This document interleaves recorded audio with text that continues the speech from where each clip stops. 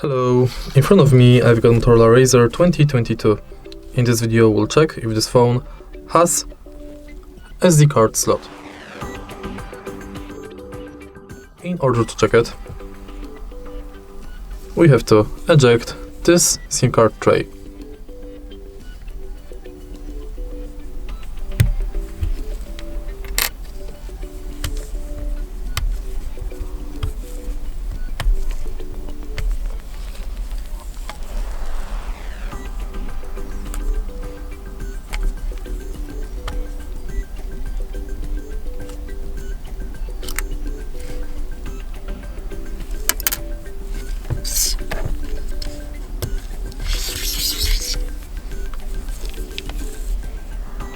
As you can see, unfortunately, this phone does not have SD card slot.